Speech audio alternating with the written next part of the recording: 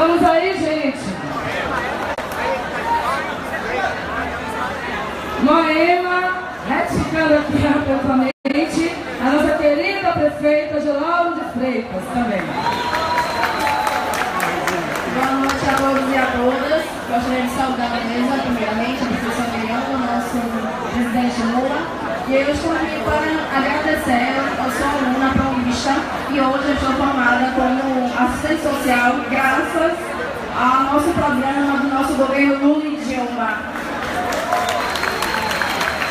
Boa noite a todos e a todas. Eu sou Luciene Santana, estudante da Universidade Federal da Bahia, do curso de Ciências Sociais. Eu queria primeiramente saudar aqui a juventude da minha universidade, a juventude preta, que constrói o projeto político de educação popular no estado da Bahia. Queria agradecer ao presidente Lula, queria agradecer também ao governador Rui Costa, porque eu sou filha, meus avós são agricultores aqui de Conceição de Feira, uma cidade pequena do interior aqui do estado. E a gente só conseguiu ascender socialmente, a gente só conseguiu melhorar de vida a partir do momento que o governo dos trabalhadores entrou no governo e conseguiu melhorar nossas vidas com cisternas. Eu sou estudante paulista da UFBA, eu fui aluna do Senai Cimatec, graças à política que foi implantada pelo presidente Lula. Eu fui jovem aprendiz da empresa gráfica da Bahia e com essa qualificação profissional que eu tive do governo do estado, eu hoje ocupo um espaço dentro da universidade. O governo me apoia de mulheres pretas, periféricas, ocupa esse espaço. E eu quero dizer que eu fui a primeira e depois de mim ainda virão muitas. O golpista quer sequestrar nossos sonhos. Os sonhos que foram construídos pelo partido que está aqui na minha frente hoje. Eu quero agradecer ao partido por ter sonhado antes de mim e me dado a possibilidade de realizar os meus sonhos. Obrigada, gente. Boa noite.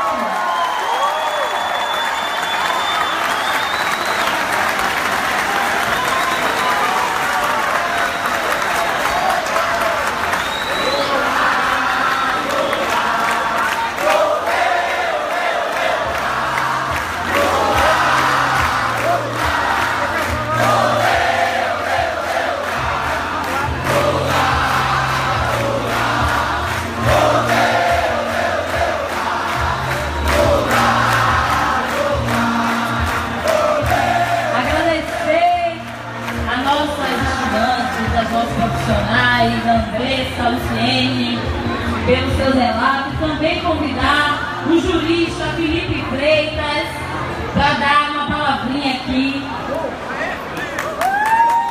Boa noite, companheirada. Eu sou um dos 126 homens e mulheres que escreveram esse livro. O livro Comentários a uma sentença anunciada no processo Lula, que explicam uma coisa bem simples. O presidente Lula não recebeu dinheiro ilícito e não recebeu benefício da Petrobras. O presidente Lula é dono da sua casa em São Bernardo e não de triplex no Guarujá. Logo, o presidente Lula não cometeu crime e a sentença escrita pelo juiz Sérgio Moro é panfleto político, não se suspeita contra a decisão judicial. E isso que eu disse aqui está escrito de trás para frente, de frente para trás, de cima para baixo, por 126 mulheres e homens de diferentes lugares, que não são do PT, não são do PCdoB, são de vários partidos, são de partido nenhum, são de esquerda, são de centro, são de diferentes posições, mas que querem defender a democracia. Quem precisa gastar 234 páginas para explicar isso que eu falei aqui em 3 frases, é porque não tem o que dizer. E a gente gastou 500 e tantas páginas para dizer que as 227 páginas dele não passavam de gravata. Então é isso, é a gente apresentar esse livro que está sendo vendido aqui e convidar todas e a todos para a gente lançar esse livro nos vários lugares, presidente, e dizer que bom que o senhor tem 126, podia ser mais advogado me defendendo. Agora, que a gente se comprometa aqui com os outros e com as outras que não têm advogado algum. Muito obrigado.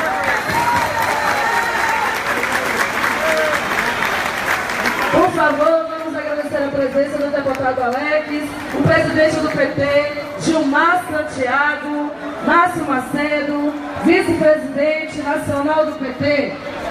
Vamos lá? E agora vamos convidar a nossa ilustríssima presença, com muito orgulho, vamos chamar o governador desse estado maravilhoso, Rui Costa!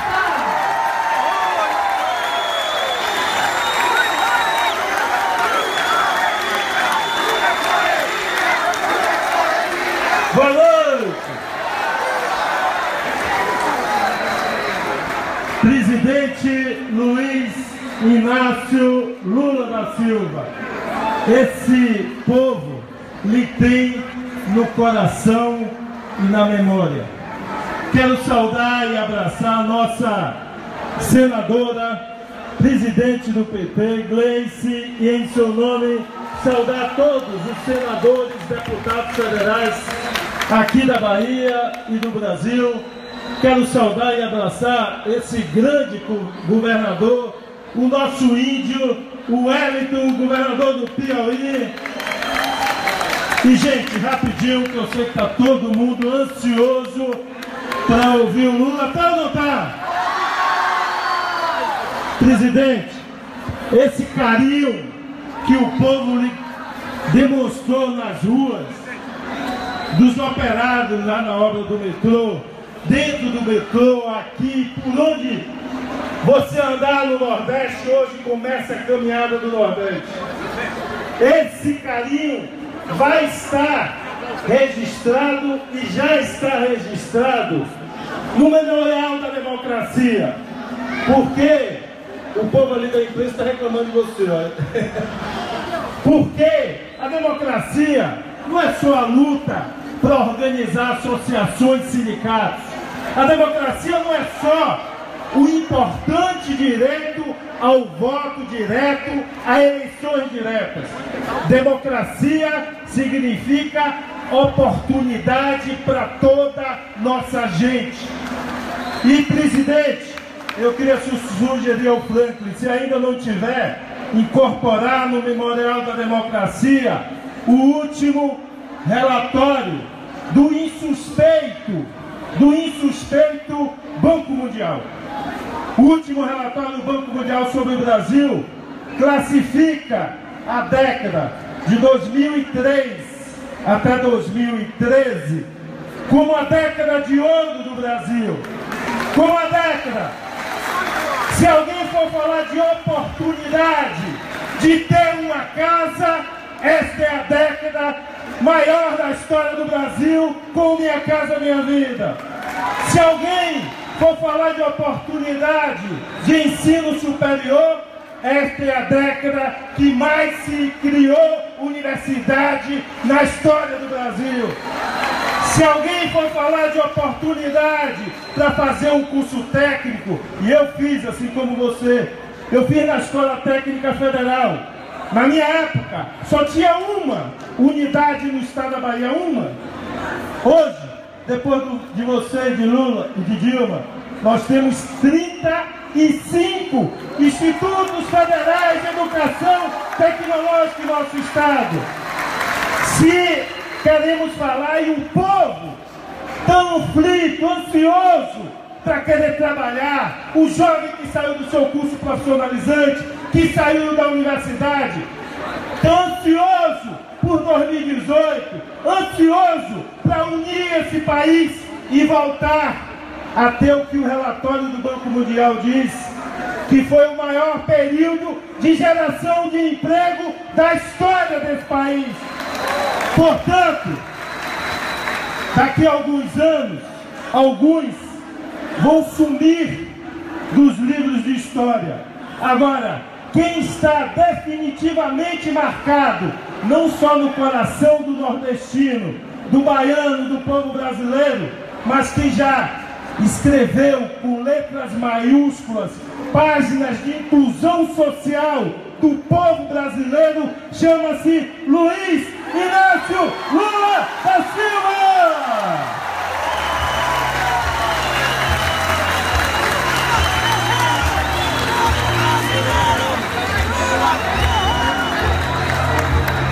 Agradecer ao nosso Rui Correria, a esse governador que vem mudando a vida do povo baiano, e dizer para vocês que chegou a hora de chamar um nordestino que foi de caminhão do Nordeste para o Sudeste aos 7 anos de idade e sabe como ninguém o que é a luta por democracia, a luta contra a fome, a luta por educação, a luta por trabalho, a luta por um mundo melhor. Eu quero convidar ele, que é o maior líder desse país, é o maior líder da América Latina e do mundo, líder à esquerda, que tem sido criminalizado, tem sido perseguido, mas triunfará porque tem o povo brasileiro ao seu lado. Eu quero convidar esse homem, Luiz Inácio Lula da Silva.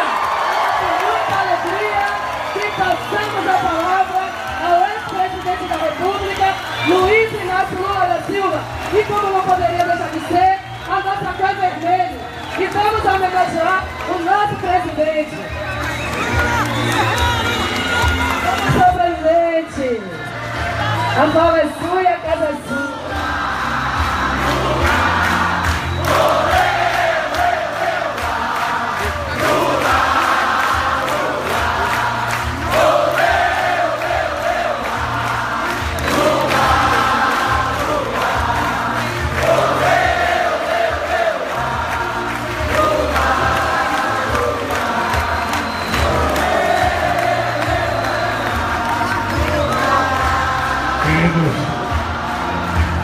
Companheiros e queridas companheiras, meu querido companheiro Rui Costa, governador do estado da Bahia, meu querido companheiro Wellington, governador do estado do Piauí, o companheiro Wagner teve que ir embora porque deu um pequeno problema de doença na família, teve que se retirar.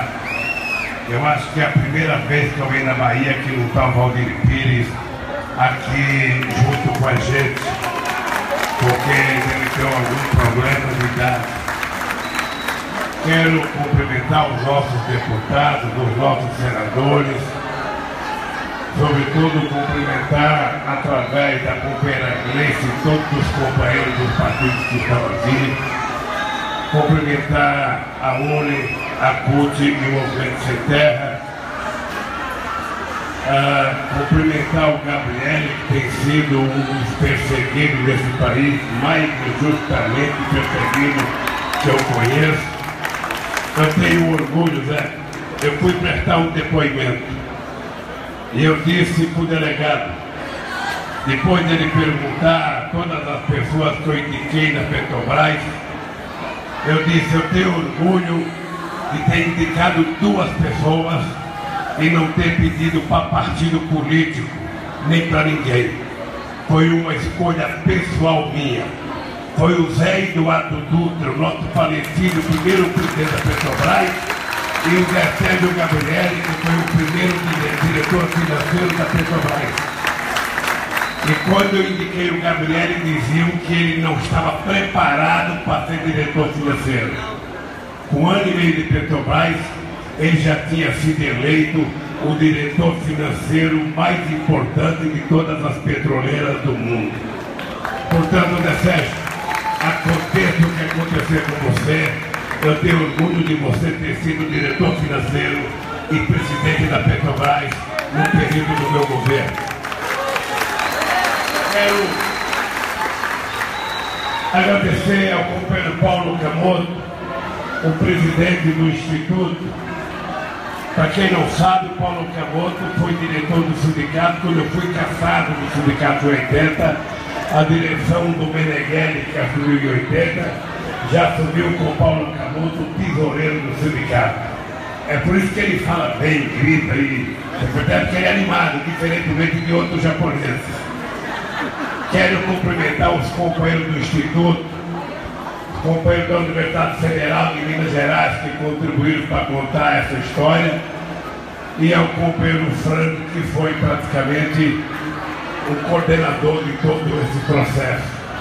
Para quem não se lembra do Frank, o Frank Martins era o comentarista político mais importante desse país, da Rede Globo de televisão, e foi mandado embora quando era governo, porque não aceitava fazer as críticas ao governo que a Rede Globo fazia.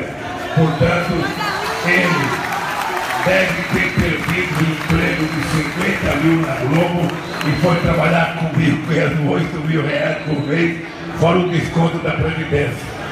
E quero também apresentar o companheiro Alonso. Vem cá, Alonso. O Alonso, esse jovem promissor que trabalha no Instituto, ele foi o companheiro que organizou esse memorial para a gente poder lançar aqui na Bahia. Obrigado, Alonso. Obrigado aos companheiros. Bem, dito isso, eu vou ler 2 páginas aqui grandes. Vocês viram na fala do Frank que o memorial ele reconstitui uma história de luta do povo brasileiro pela liberdade e contra as injustiças. E por que é importante a gente reconstituir a história?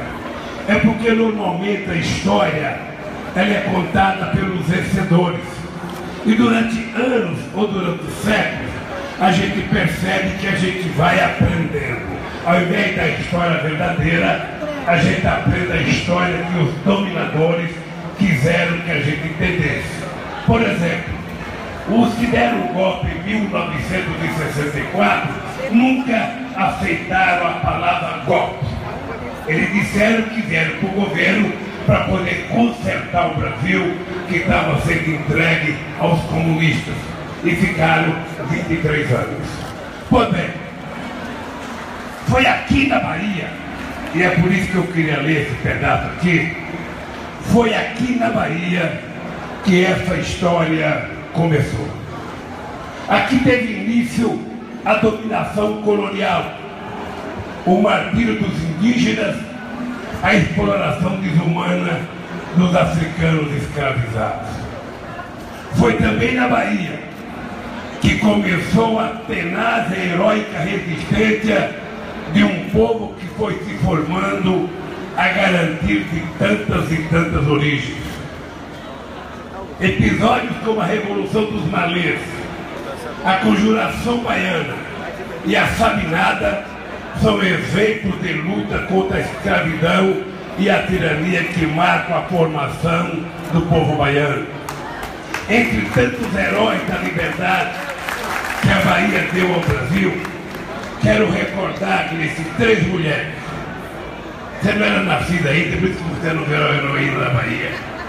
Ou seja, Joana Angélica, Maria Quitéria e a negra Maria Felipa, que derrotou os portugueses em Taparica.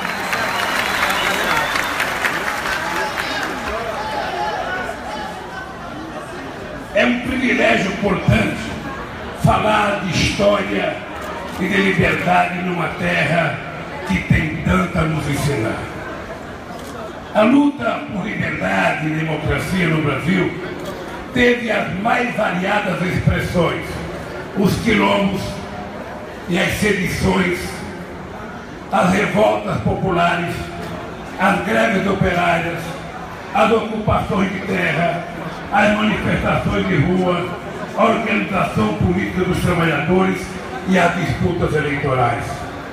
No correr da história, nosso povo enfrentou a chibata, o pelourinho, a censura, as prisões, a criminalização das greves, a repressão nas ruas, as ditaduras e o exílio. Enfrentou a tortura e a morte nas senzalas e nos porões. Enfrentou principalmente a fome e a pobreza, expressões mais cruéis de um sistema social que sempre precisou ser transformado.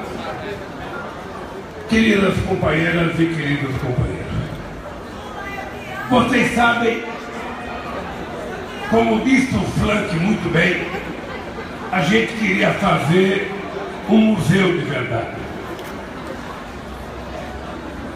A gente tinha um sonho, que foi até uma ideia do Fernando Haddad, de que a gente deveria reivindicar, junto a uma universidade federal, não a construção de um instituto apenas para guardar os acervos do presidente, mas a gente criar um memorial da democracia para a gente contar a história.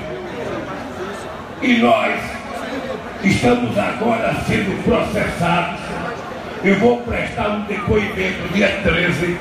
Paulo Okamoto já prestou um depoimento que nós somos acusados de ter um terreno que não temos, de termos comprado um terreno que não compramos.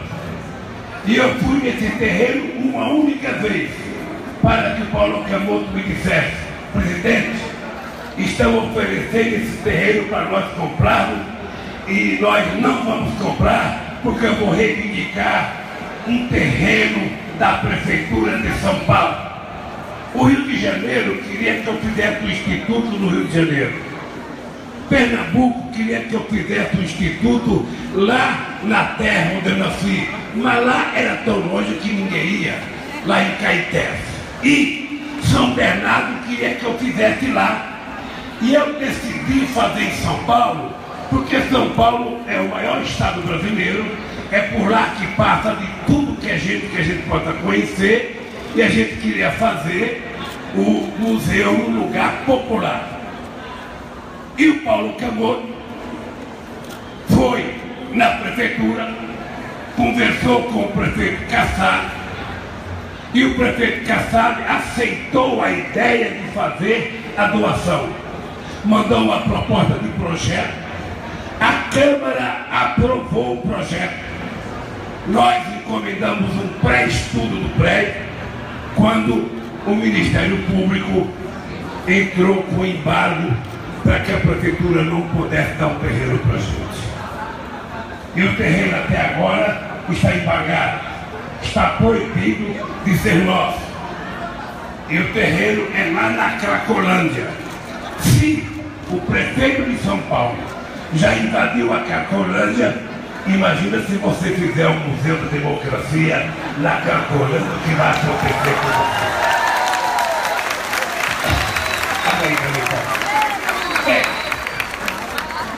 Eu estou contando essas coisas porque eu aprendi na política, diferentemente de outras pessoas que não querem aprender, que aquilo que a gente faz, a gente tem que contar muitas vezes.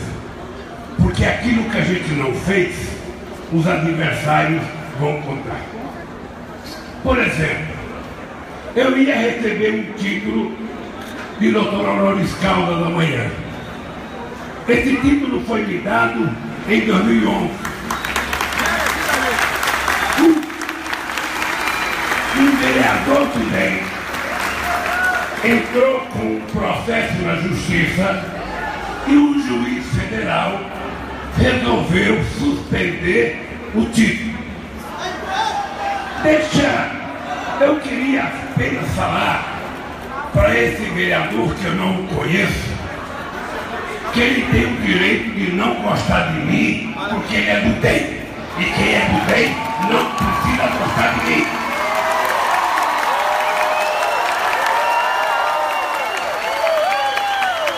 Não precisa gostar de mim, porque eu não gosto dele.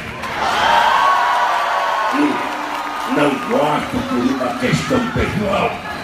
Não gosto por divergência ideológica, por concepção de país, por concepção de política de inclusão social.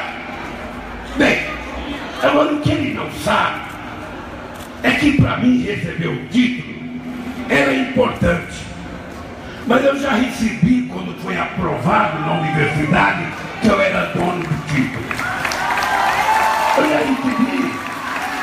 Talvez esse vereador que pediu, eu não pedi pelo que eu fiz, porque todo mundo sabe o que eu fiz aqui na Bahia. Ele está com medo é que eu receba o título pelo que nós vamos fazer daqui para frente.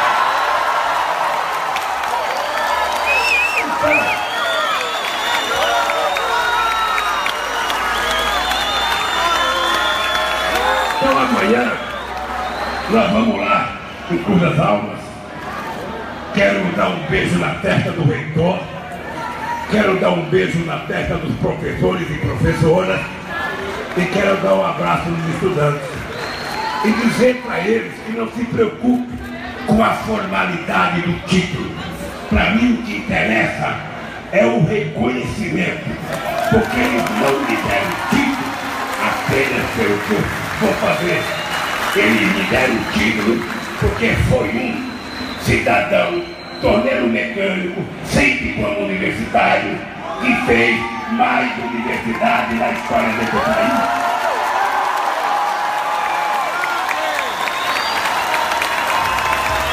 Então, nós, e eles sabem que eu brigo e falo todo dia. E vocês estão lembrados que eu dizia nunca antes na história do Brasil, que era para lembrar que era a primeira vez.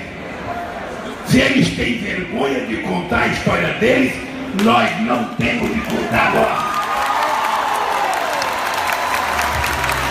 Eles caçaram a Dilma, mas não caçaram as coisas boas que essa mulher fez nesse país. E eles sabem que a minha história eles não vão apagar, porque ela já está na cabeça de milhões e milhões de brasileiros nesse país. Quando a gente vê um depoimento de uma menina como essa, e quando a gente vê depoimento de meninas dos mais lugares, dos mais distantes lugares desse país, contando o avanço na vida dele, eu fico pessoalmente orgulhoso.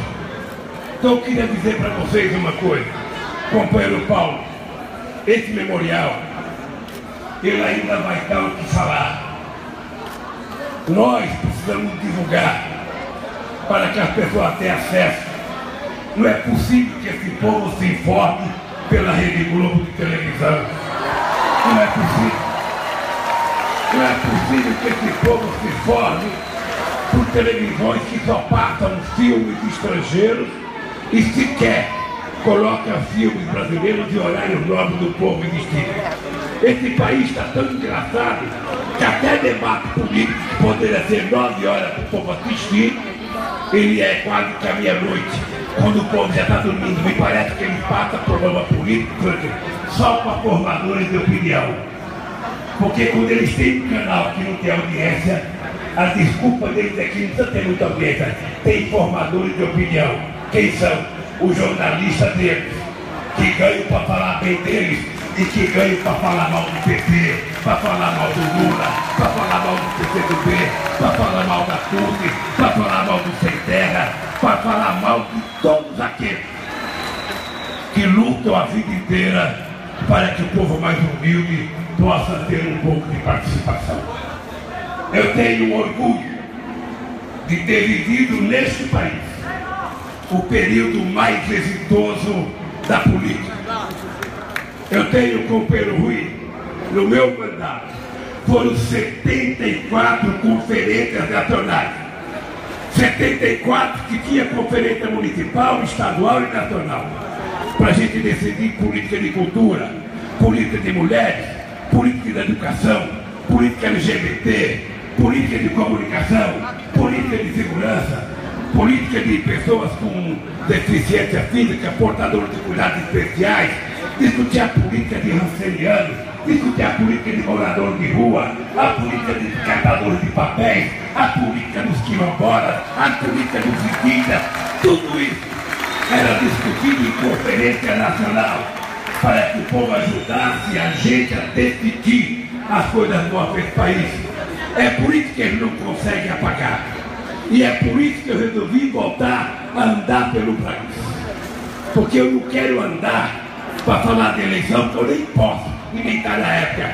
Eu quero andar para aprender com o povo o que está acontecendo nesse país que está subordinado a um golpe e um grupo de pessoas que nunca tiveram competência de ser presidente e caçaram 54 milhões de votos do povo brasileiro para poder estar lá.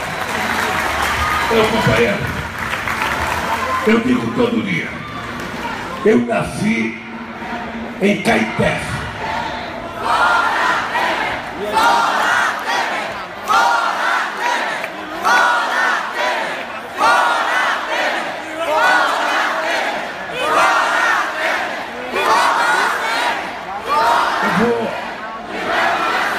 Contar para vocês.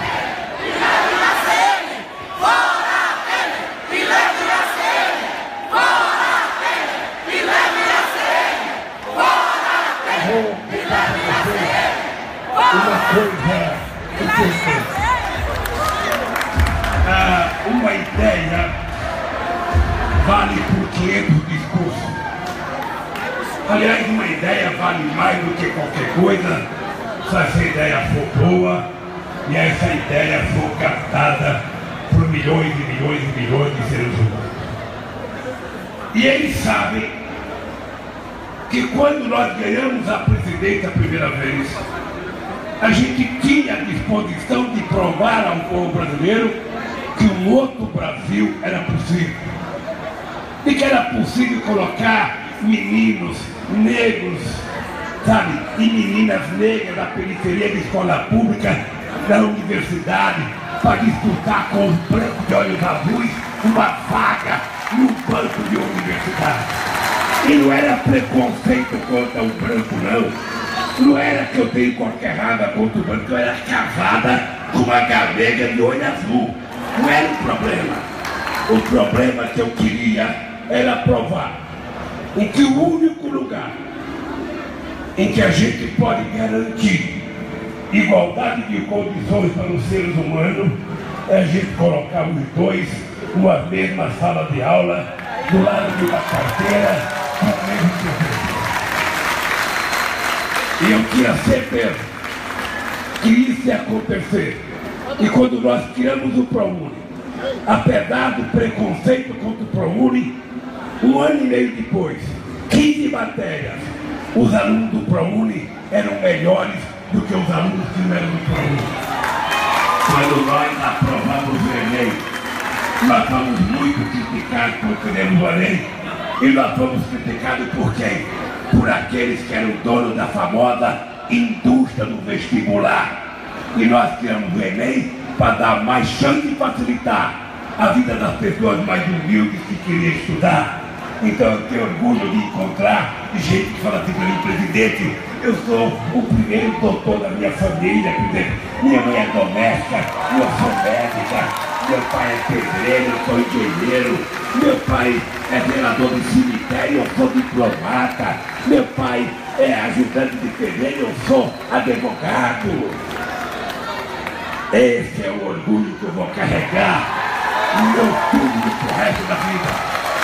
É de ter tornado possível as pessoas mais pobres desse país acreditar que ele não é ignorante, que ele não é um cara de segunda classe, não. Ele é um cidadão que, se tiver oportunidade, ele vai ter o que ele quiser na vida dele, no Brasil e no mundo.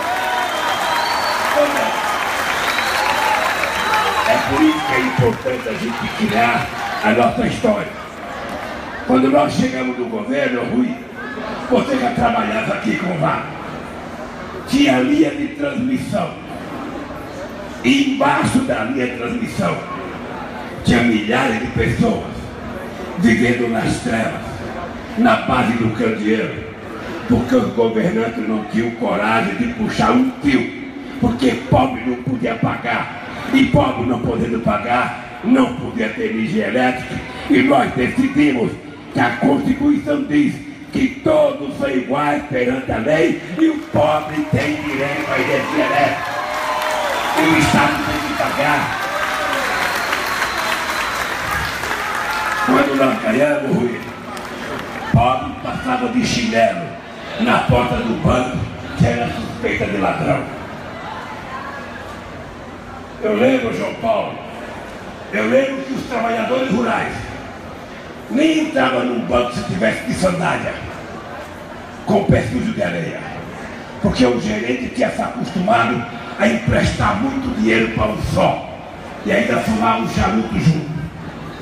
Nós resolvemos que o Banco do Brasil tinha que dar aos trabalhadores rurais, que são responsáveis por 70% do alimento que nós comemos, a mesma possibilidade de financiamento que dá aos ricos. Quando nós criamos o PA para comprar alimentos de pequenos produtores e distribuir de graça nas escolas, era porque a gente não podia mais admitir que o cidadão perdia quando chovia demais, perdia quando não chovia e perdia até quando eles davam uma boa colheita, porque não tinha preço. E nós garantimos. Foram 13 anos, Rui, de aumento de salário real em 90% das categorias. Foram 13 anos de aumento do salário mínimo. Foram 13 anos de conquista de uma coisa chamada cidadania. E eles sabem que o povo sabe disso. Eles ficaram muito incomodados pela quantidade de carros que passou a ter na rua. Eles diziam que pobre incomodava. Era muito carro. Essa desgraça desse Lula está financiando o carro para pobre. Não pode. Eles incomodavam porque tinha muita moto. Ah, esse Lula é responsável, está trocando gel por uma moto. Ah, o Bolsa Família vai criar um monte de vagabundo. Mulher não vai querer mais trabalhar. Homem não vai querer mais trabalhar. E depois a gente não vai ter mais empregada doméstica. Eles se incomodaram quando os aeroportos começaram a ter muita gente. E eles começaram a dizer que os aeroportos pareciam uma rodoviária, porque o pobre estava andando de avião. Olha, não existe outra explicação pelo golpe, a não ser a certeza de que eles queriam truncar as conquistas do povo antes que elas fossem intruncáveis. Tem essa frase intruncável que eu me digo por aí. Tem muito professor aqui. Mas a verdade é que eles não queriam que a empregada doméstica continuasse tendo aumento de salário, tendo férias. Eu brinco sempre, não brinco de preconceito não. A galegona deles na sexta-feira colocava um perfume para jantar. Na segunda-feira a empregada doméstica ia trabalhar com o perfume dela, comprando para pagar em 18 meses. E eles vão suportar. Eles não percebem que o povo aprendeu a gostar de coisa boa. Acabou aquele tempo em que a gente se contentava em comer carne de segunda. A gente quer comer de primeira. Eles acham que a gente gosta de comer pé de frango e pescoço. Não, queremos comer só de coxa e peito. Eles se incomodavam, sabe? Que a gente aprendeu a beber melhor, a tomar bebida mais sofisticada. A gente não quer ir mais no piscinão de Ramos, não. Quer ir em Copacabana, quer ir em Ipanema, quer ir a Irapuã, Itapuã, quer ir a Lago Forte. Então é o seguinte, eu estou contando isso para vocês, para dizer para vocês que tem uma coisa aclamada na cabeça desse povo. Esse povo conheceu o que é liberdade. Esse povo conheceu o que é participação. Esse povo descobriu que ele tem direito. Basta que tenha um governo que tenha um olhar para esse povo com carinho especial, que olhe para esse povo como brasileiro. Todo mundo tem direito a tomar café de manhã, almoçar e jantar. Todo mundo tem direito de trabalhar. Todo mundo tem direito de dar uma casa. Se a gente não fizesse subsídio para as pessoas mais pobres, quem ganhava R$500 não tinha como pagar aluguel. E nós temos que dar um subsídio para garantir que o pobre tivesse uma casa, mesmo que pequenininha. Mas é bom ele ter o ninho dele. É proibido o povo ter alguma coisa? É proibido o povo ter felicidade, estar alegre? Esse país em 2008 chegou a ser quase que a quinta economia mundial. E eles fizeram o país virar isso. Tem mais gente na rua hoje do que tinha quando eu entrei na presidente.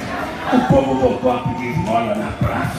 O desemprego já chegou a 14 milhões de pessoas, já estão tentando. Hoje mesmo eu vi a notícia: o governo Temer vai aumentar o ajuste fiscal, vai ter que aumentar o bloqueio e vai ter que vender mais empresas. O governante, presta atenção que eu vou falar. Rede Globo de televisão está cobrindo aqui. O jornal, presta atenção. O que eu vou dizer? Se um governante governa um país e esse país tem uma crise e ele não tem competência para resolver a crise e começa a vender o patrimônio desse país, esse governo deveria pedir desculpas e ir embora, porque ele não serve para governar.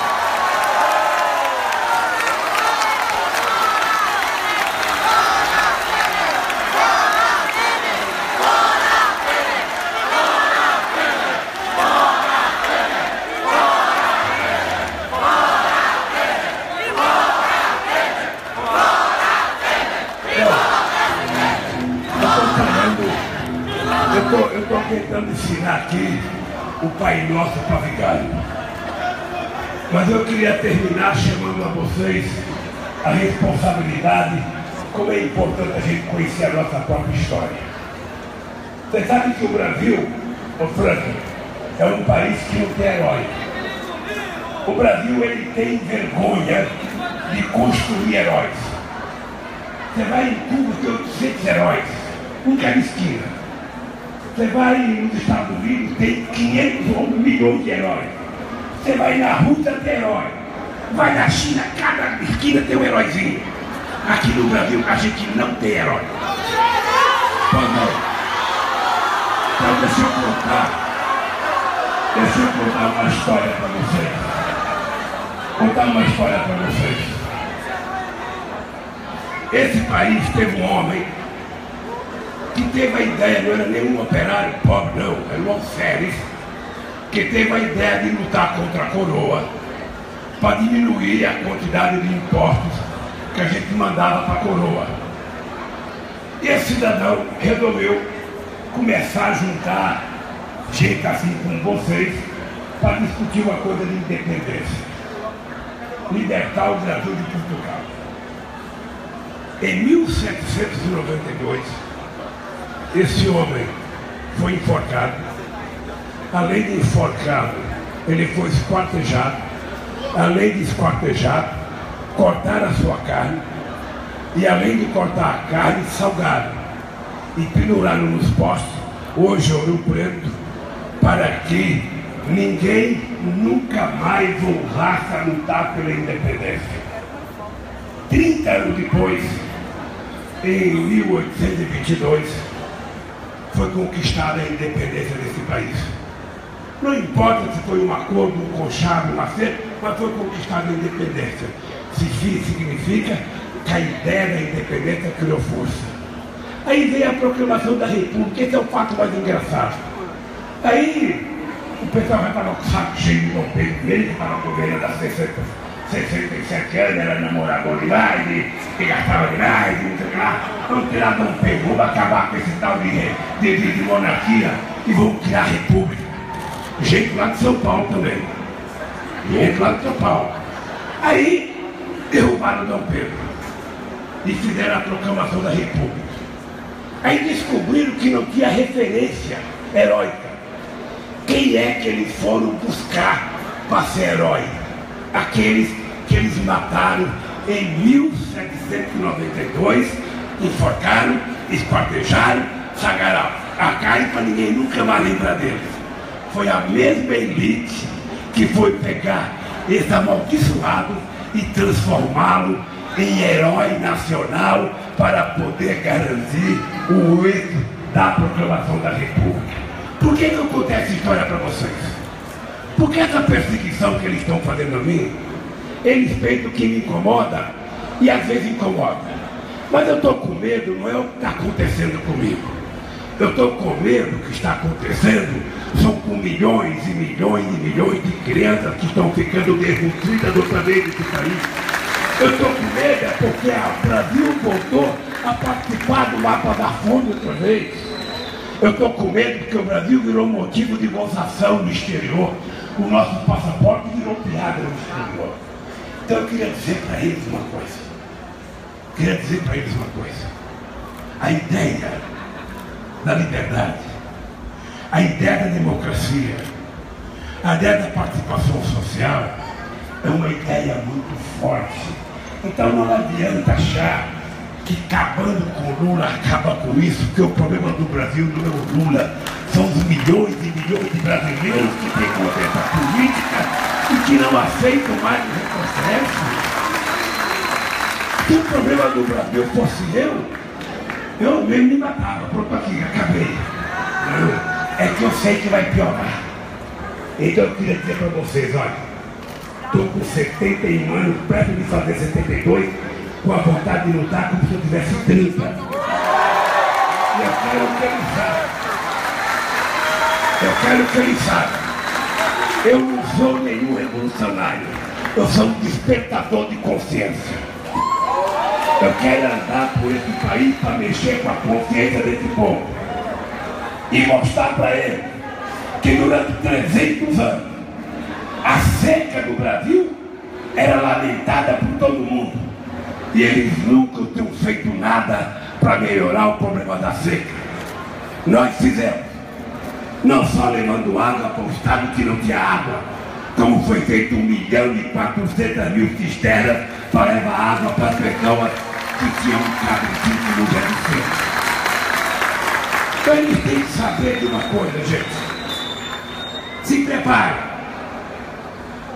Vocês vão pagar com a mesma moeda o que vocês fizeram com a democracia brasileira.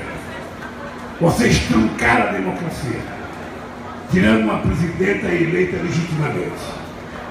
E como nós acreditamos em democracia, nós não vamos fazer nenhum ato de violência.